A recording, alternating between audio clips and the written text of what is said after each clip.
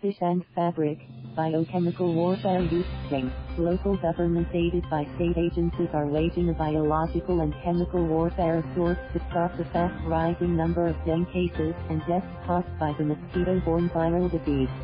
On Thursday, the Bureau of Fisheries and Aquatic Resources, BFAR, deployed scaly commandos to hunt and devour mosquito larvae in waterways near schools in Dagupan City and in the towns of San Fabian, Barbara and Mangaldan, all in Pangasinan province.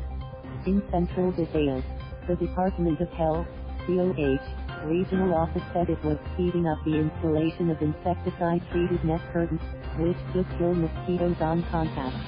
Around 50% of all schools in the region are already covered. The measures are on top of the Department of Health's campaign of Sabayang forest lot habit para Deng-Get Out to manually search and destroy mosquito breeding sites in homes, workplaces and schools.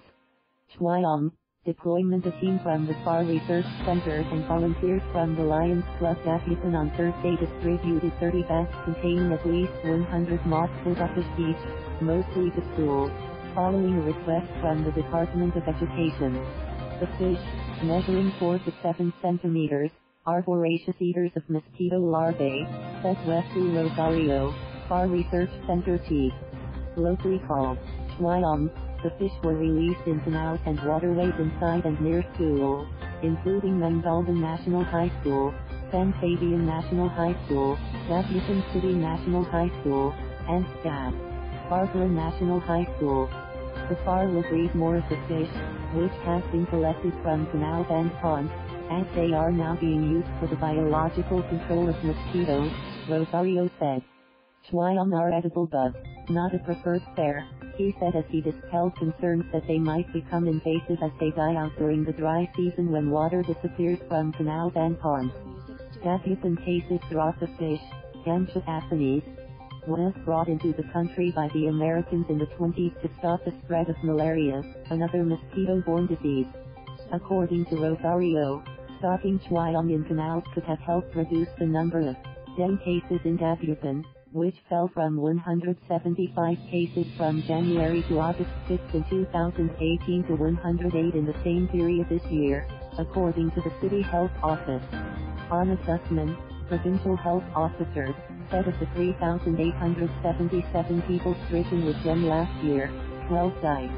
This year, 2,753 cases were reported, with 5 deaths.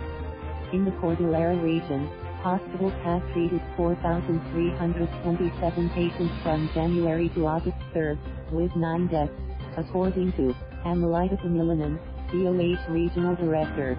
Mesh curtains in Cebu City, Jaime Bernadas, DOH Director for Central Visayas, said the mesh curtains installed in schools were designed for doors and windows. Mosquitoes attack or feed from 6 a.m. to 9 a.m. and from 3 p.m. to 6 p.m., at times when thousands of children congregate in one location, she said. Bernadas said the mosquito killers were safe to humans and could remain potent for up to 5 years if kept dry. Central Visayas had 11,085 dengue cases with 74 deaths from January 1 to August 3, the DOH reported. Health Secretary Francisco Duque III on Wednesday visited the dengue-hit province of Quezon where authorities reported 12 people dead in the first 7 months of the year. Localities posting high cases of dengue included the cities of Lucena and Tayabas, and the towns of Umasan, Locac, Pangasinan, Mangaldan, Umaca, Infanta and Fisheries. On Thursday, Duque traveled to Dagupan City in eastern Visayas, where the provincial governments of Leyte, Samar and Eastern Samar and the cities of Ormus and Tacloban have declared state of calamity due to dengue. The region reported 10,569 cases with 36 deaths, ranking Eastern Visayas 10th among the country's regions with a high number of dengue cases. Thank you for watching. Please subscribe.